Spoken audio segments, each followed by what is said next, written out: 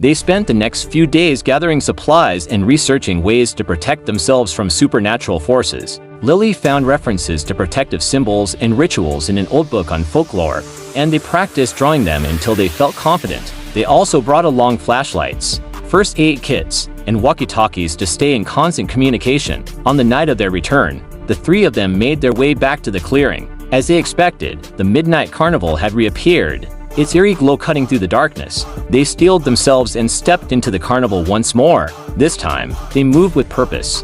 Heading straight for the Hall of Mirrors, the atmosphere was just as unsettling as before, but they pressed on, determined to find answers. Inside the tent, they began drawing protective symbols on the mirrors, chanting the words Lily had found in her research. At first, nothing happened, but as they continued, the mirrors began to shimmer and distort. The reflections shifted, and they caught glimpses of the past once more. The performers and spectators moved in a ghostly dance, oblivious to the impending disaster. Suddenly, the air grew cold, and a figure stepped out of one of the mirrors. It was Clara, her face pale and her eyes wide with fear. "Help us," she whispered, her voice echoing through the tent. Lily's heart pounded. How can we help?" Clara pointed to the largest mirror at the far end of the hole. "The curse is bound to this mirror. Break it, and we will be free." Jake didn't hesitate. He picked up the hammer they had brought and swung it at the mirror with all his strength. The glass shattered, and a blinding light filled the tent. The air vibrated with a deafening roar, and the ground shook beneath their feet.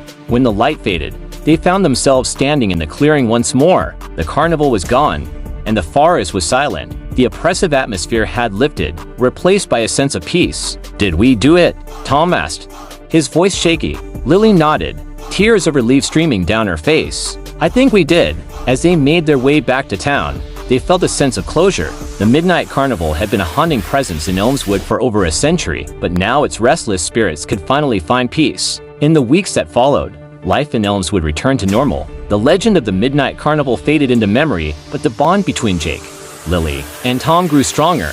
They had faced something truly terrifying together and emerged on the other side. Years later, as they sat around a bonfire with their own children, they would tell the story of the haunted amusement park that only appeared at night. And though the tale was met with wide eyes and nervous laughter, they knew the truth. Some legends are more than just stories, and sometimes, the past reaches out to touch the present in ways that defy explanation.